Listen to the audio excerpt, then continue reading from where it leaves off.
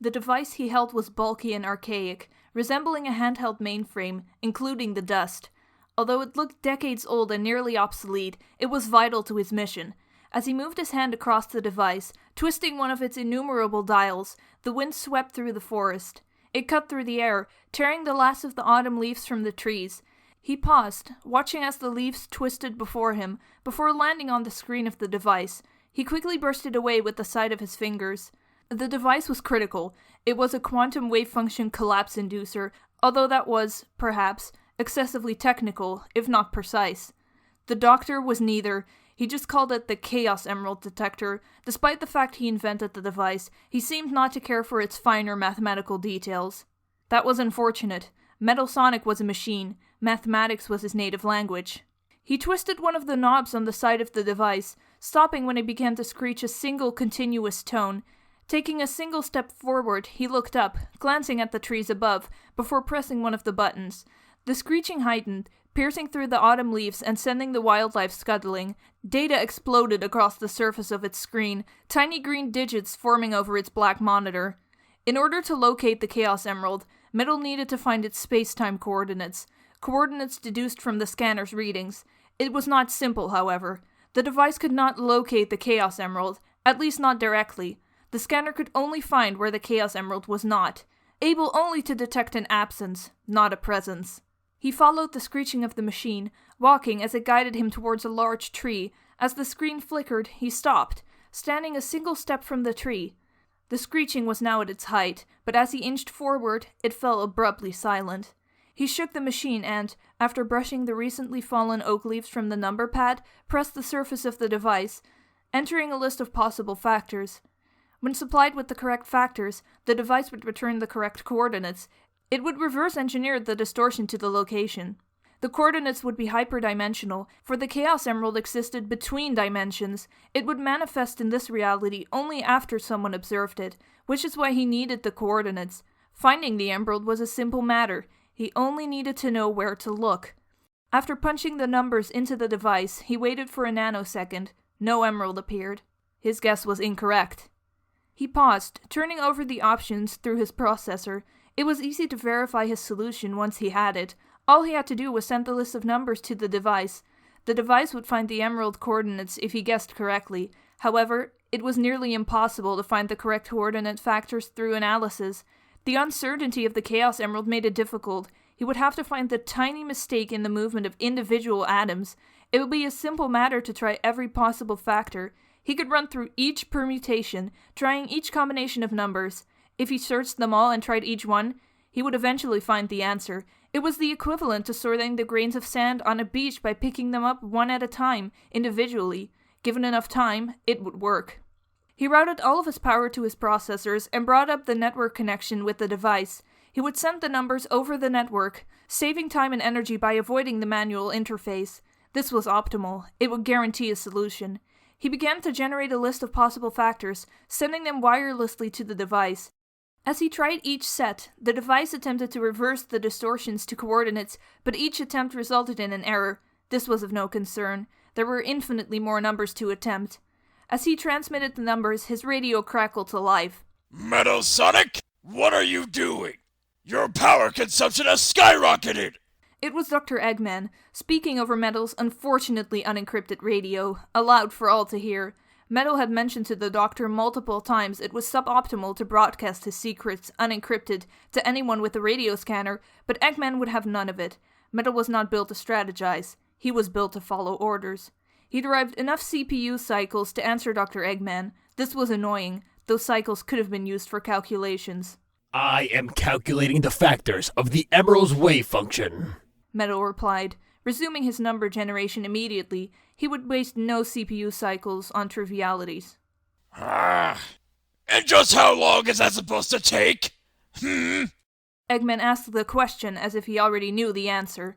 Metal felt frustration as he loaded his reply. This was entirely suboptimal. This conversation was slowing him down. Given the current resource allocation and algorithm complexity, the solution will be found in approximately 26 billion years. Eggman screamed over the radio, followed by the sound of a crash on the other side. There was a long pause. Do you Perhaps see the problem with your little plan. Eggman's voice was tense and patronizing. My plan is sufficient to complete my current objective. You ordered me to find the Chaos Emerald. I will have the emerald in approximately 26 billion years, as per your request. You stupid, idiotic bucket of bolts! That's twice the current age of the universe! Metal felt his internal logs upload over the network, right as he resumed his calculations. The process was entirely beyond his control and routine.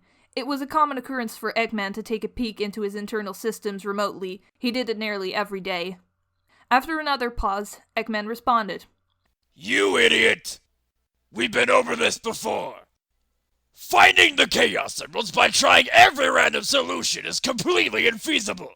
You are never going to find them that way. Metal went to reply before stopping himself. Eggman was mistaken. They had been over no such thing. He simply handed Metal the detector and sent him on his way. Yet there was no use in reminding Eggman of his mistake. The doctor would become upset if he argued.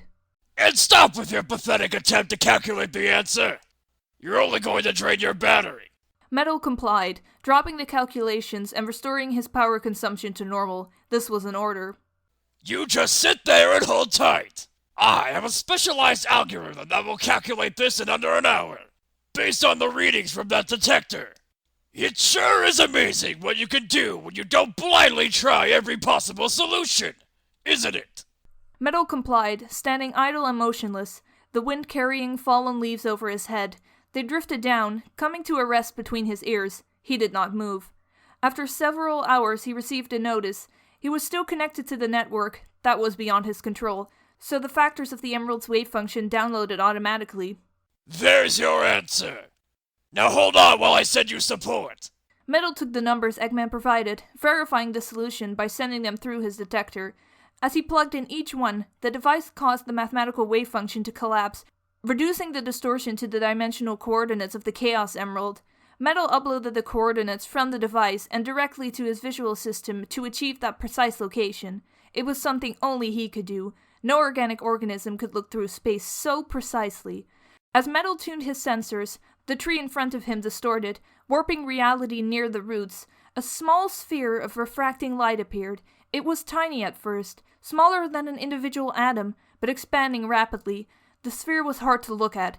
It confused every aspect of Metal's visual processing system. He flinched, barely forcing himself to keep watching as his visual system flooded with errors. He couldn't look away. Finding the emerald was dependent on observing it, but the distortion, it was simply wrong.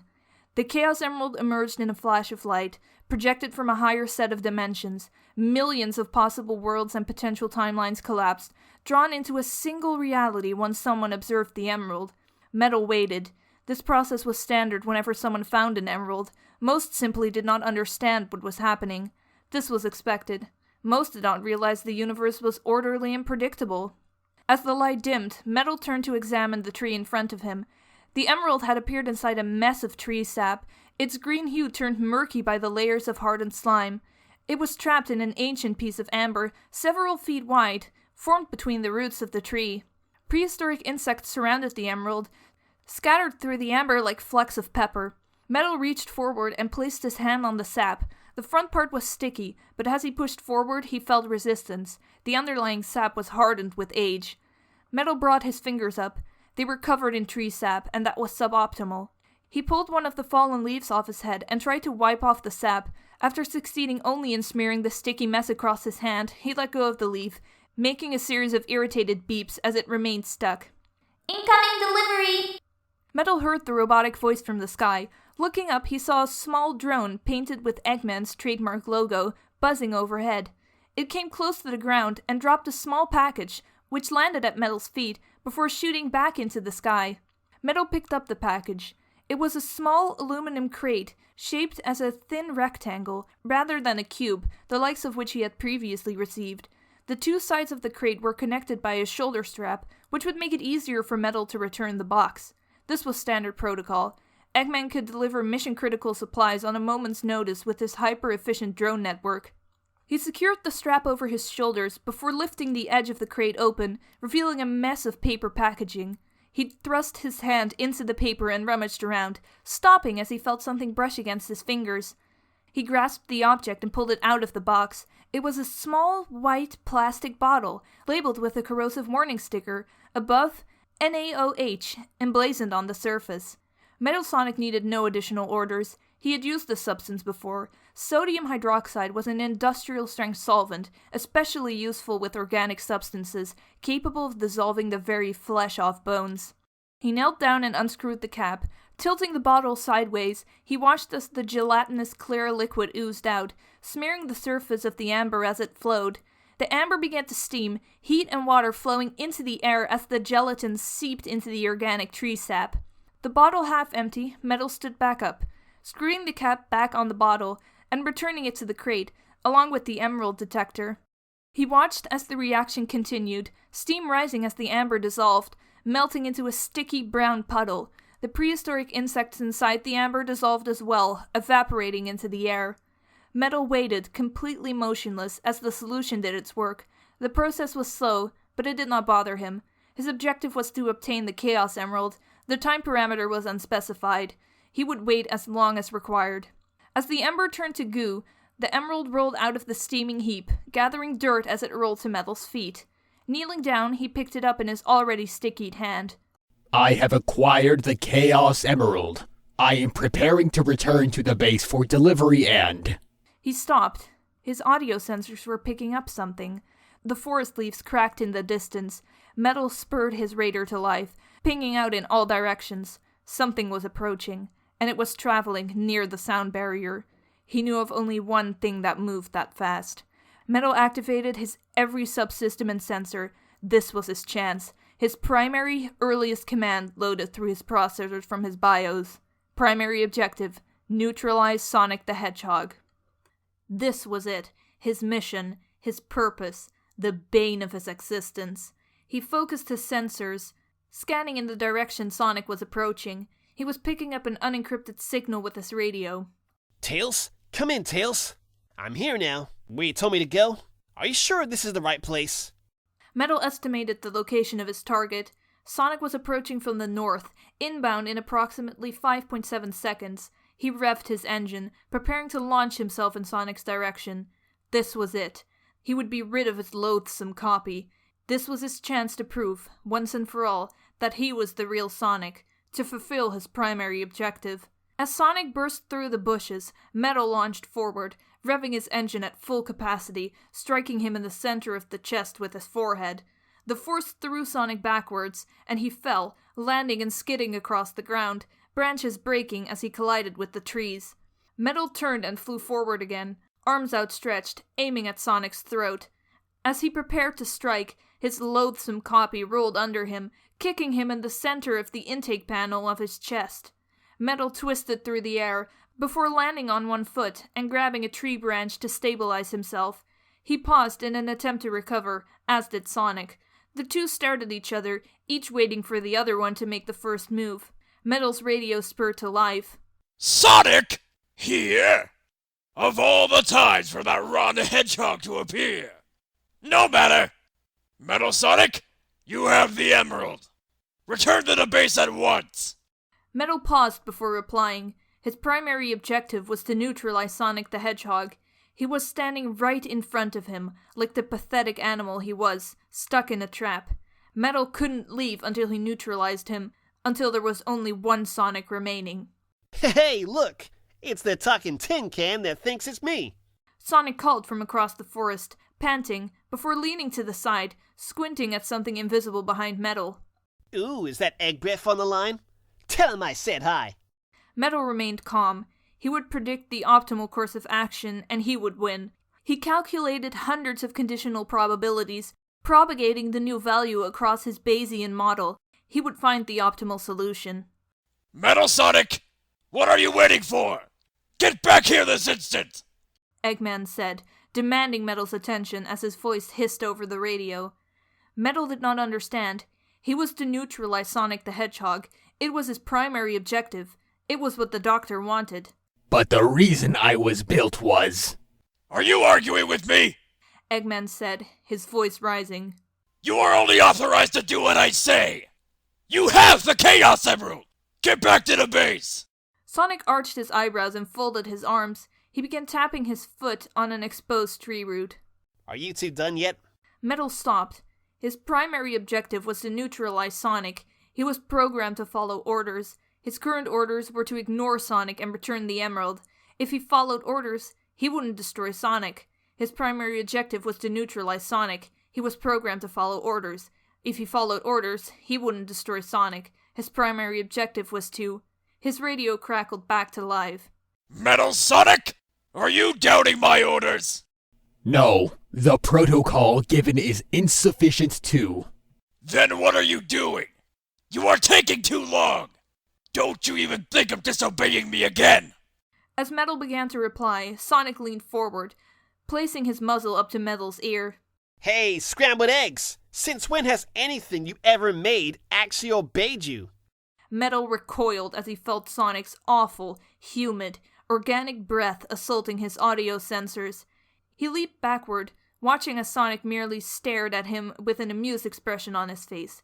Metal should have predicted that. He was getting sloppy. He looked deeper into his models, trying to pick the optimal one to predict Sonic behavior. He watched as Sonic taunted him, smirking as he took a single step towards Metal. There was one model Metal knew would be most accurate in its predictions, the first model Eggman had ever given him. It was the model of Sonic himself, the neural network trained in data taken from the Hedgehog directly. It was the perfect simulation of Sonic's brain, containing a map of every neuron and every synapse. Metal's processors were faster than Sonic's organic brain. If he used this model, he could predict everything his loathsome copy would do before Sonic even thought of it. Silence! Dr. Eggman boomed over the radio. Metal Sonic, do as I say! He was programmed to follow orders. Affirmative, Metal said, still waiting while Sonic took another step forward. As his loathsome copy loomed inches away from his face, Metal kicked his leg forward, launching his heavy, steel foot into Sonic's stomach. Sonic's eyes widened as the air rushed out of his lungs. He flew backwards, knocked off the ground before crashing into a tree. Metal shot upwards, crashing through the tree branches into the sky. He had a head start, but he knew it wouldn't last. Almost immediately, as if Metal had summoned him with the thought, he detected Sonic launching himself out of the forest, his copy racing along the canopy, hopping across the tree branches. A myriad of leaves, both orange and green, flew up as he moved. As he ran, now directly below Metal, his loathsome copy cupped his hands around his mouth and shouted, Hey, Egghead! Better not count your chickens before they hatch! Metal turned, heading straight into the sky to escape, but was halted as Sonic slammed into the back of his engine. It spurred for a moment, and he lost control. He tried to correct himself by compensating for the force, but his speed was impossible to direct. He fell downwards, tucking his arms and legs into his body, bracing himself. Breaking through branches, he crashed into the earth, leaving a streak through the dirt as he finally stopped. You're a sitting duck without that engine, Metalhead, Sonic said, jeering as he landed, placing his foot on top of Metal's head. Metal jumped up, reactivating his engine. It skipped and sputtered for a moment, then returned to a full roar. He tried to predict Sonic's next action, but was forced to stop in order to redirect power from his CPU to his limbs. He managed to narrowly roll to the side as Sonic struck the tree behind him. Your goose is cooked, Sonic said, bouncing off the tree and spinning back in Metal's direction. Metal took to the sky again, branches breaking against his metallic body as he broke through the forest canopy. This was not how he would defeat Sonic. This was suboptimal. He tried to formulate a new strategy, but he needed data. He scanned the forest with his radar, trying to find Sonic. As the sensors returned, Metal jammed the data through his processor, rapidly pruning the unnecessary pieces from the set. This was when he noticed the anomaly. It wasn't just Sonic. His radar had returned 2 entities moving near the speed of sound. Obtaining Chaos Emerald. Metal heard the robotic voice behind him, one more tinny and hollow than his own. Metal flew forward, asking for identification over the network. When there was no response, he twisted his head backwards. A large robot flew behind him. It looked like one of the Doctor's E-Series robots, although the exact design did not match anything in Metal's database. The machine resembled a dart, 2 sleek stainless wings, like those of a plane, angled on his back. The top half of the robot looked like a large egg. On top of the egg, a long, pointed skewer pierced the air. A black screen spawned the circumference of the egg. The entire machine was painted black, with yellow stripes spawning across its wings. Identify yourself! Metal said aloud while searching deeper into his database. The newcomer did not respond to his request. Instead, a series of pixels flickered to life across its screen, spinning around like rudimentary animals on a carousel. Sonic dashed into the air, rushing toward Metal in a shapeless blue blur. As Metal was turning his head back into its forward position, Sonic crashed into his chest. Metal's engine made a valiant effort to counter the force, spitting smoke and sparks into the air as Metal fell back to the ground. He fell through the treetops, branches tearing into his blue paint. He reached forward, grasping his fists around one of the branches. It pulled him upright, allowing Metal to right himself and land on both feet. Aw, come on, Egghead. You're not even trying. Sonic said as he landed. Or maybe you just forgot how to actually send backup. That's not one of mine. Dr. Eggman said, his voice less legible than before. Find out what that thing is. Affirmative. Metal said through the radio. This was an order. The strange robot began its descent, 2 jets of steam and exhaust stirring leaves and dust into the air. Metal looked up.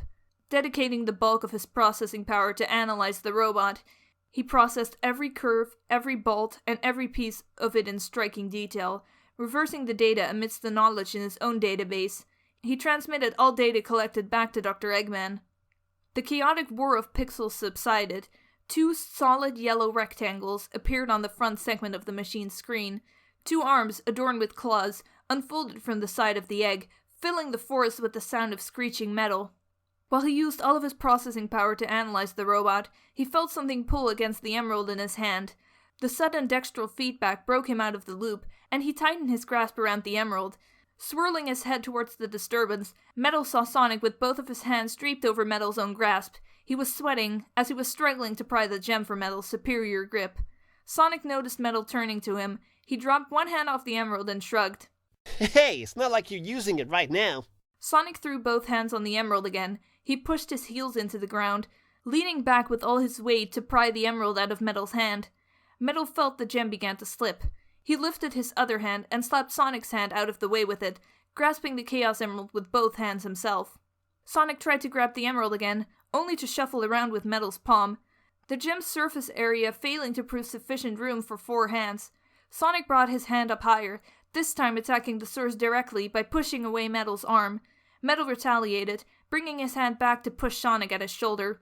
Sonic would not be outdone and went straight for Metal's face, pressing the robot's forehead with his palm. Metal did likewise, bunching up the skin on Sonic's cheek as he tried to push his loathsome copy away.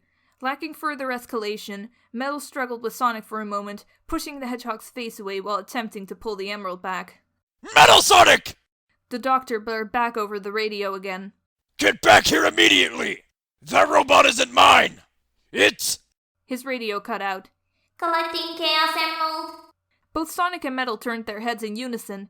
The egg dart machine dove from the sky, hooking one of its claw arms over the emerald. It yanked the gem from both of their hands before rising back into the sky.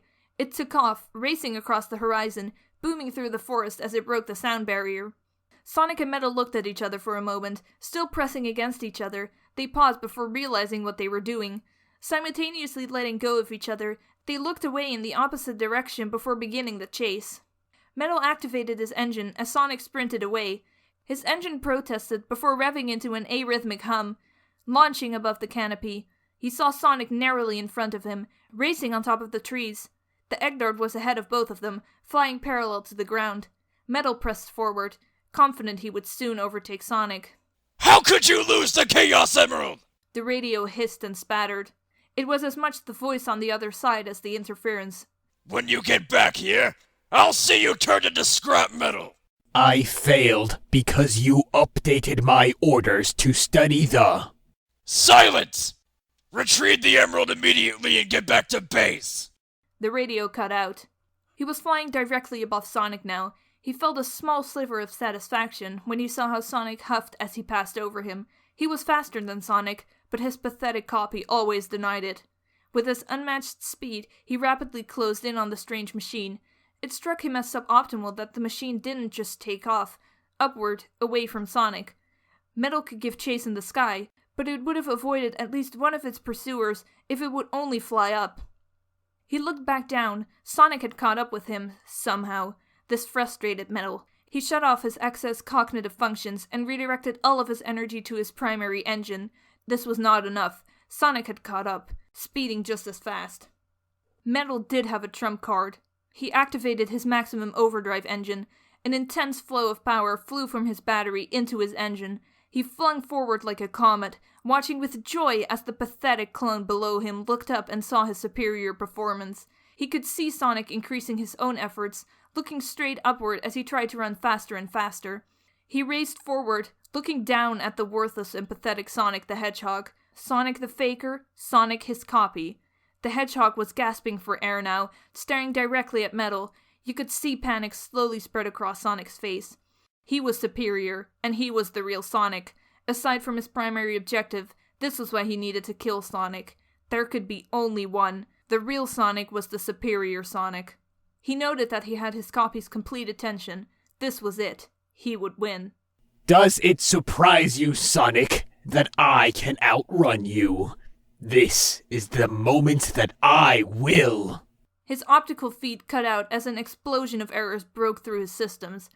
He was notified of a kinetic impact, as well as the fact most of his sensors and motors were not responding. Metal shut down every subsystem, redirecting what little power he could bring together to his optical systems. The world had cut into view. He could see the top of a cliff, and it was receding from him. The cliff was tall, jutting out from an impossibly sized mountain. Countless boulders were rolling, falling off the cliff, pummeling his armor and systems. He had collided with a cliff. He was distracted, and he crashed into it. He saw Sonic below him, desperately trying to shed his speed by digging his heels into the earth, except there was no earth, only the top of trees. His legs caught one of the tree branches, and he tripped, but his speed was too great to merely fall. Sonic went flying forward, uncontrollably, towards the face of the cliff. Metal kept falling. He tried to reactivate his engine, but there was no response. There was no response from any of his systems, except his accursed radio, of course. He would only guess how angry Eggman would have sounded. Fortunately, his audio sensors were also not responding. Sonic flew under him, kind enough to break his fall, as Metal crashed into him, driving both to the ground. The boulders followed, crashing and rolling off Metal's frame. Metal started his emergency protocol, shutting off his systems to avoid excess damage. His last sensory input indicated he was pinned on top of Sonic. An indeterminate amount of rocks falling primarily on him. He went offline. Pressurized metallic doors opened, air and mist hissing. A pair of yellow and black boots clicked against the floor as a tall, round figure walked into the room. The door closed behind him, quietly sealing the room. Yes, excellent. Preparations are nearly completed, the figure said, his high-pitched, squeaky voice wavering unpredictably. He walked over the large set of windows stretching from floor to the ceiling, twisting his white mustache on his way. A yellow and black Eggman swept across the floor behind him. Soon, oh so very soon, he said, looking out the window. Several clouds drifted at eye level. Below, an alien landscape stretched forward. Purple, curly grass rolled over the hills. Yellow trees with thin trunks dotted the landscape, painting the skyline like crayons in a box. The curvature of the ground dropped sharply, and above, a shiny membrane contained the small world. It would be invisible except by the faint shine it produced when the light struck it at a certain angle. Beyond this membrane lay utter darkness, deeper than the pit of space. The old man reached over and yanked the broom away from the Eggman. He held it at arm's distance and began to dance around the room with it, kicking his heels behind him. For the glory of Dr. Eggman Nega! Incoming communication from E2048. A tinny robotic voice filled the room. Permission to connect. Granted! Dr. Eggman Nega sang, throwing the broom to the floor. The Eggman picked it up as Nega walked over to the computer console in the center of the room. The screen above the console flashed to life, displaying a cargo bay in monochrome. Static crossed the screen at random intervals. In the foreground, he saw his lovely dart-shaped robot, E2048. Behind, he could make out two blurry figures, both unconscious on the floor. Another robotic voice cracked across the room, slightly deeper than the previous one. Hedgehog and Chaos Emerald have been collected. Oh, how excellent! Marvelous! Nega said, dropping into the office chair and spinning in circles. Who's that other in the background, though, Did you make a new friend? I always did encourage you to get out more. It worked with us when we made the journey. Records indicate it is an affiliate of the Eggman Empire. Do you want me to dispose of it? Nega stopped spinning, slowly twirling to a halt as the friction returned the chair to its natural, stationary state. He twisted his mustache around his fingers. Looks like my old friend Eggy gave us a new toy, I think I'll have some fun with it while I wait for you to collect the last emerald. You know what to do. Affirmative. The screen cut out. Nega leapt from his chair, wobbling as he walked back to the window. So it begins, the opening act of the only story to ever have been told. Oh, ha, ha, ha,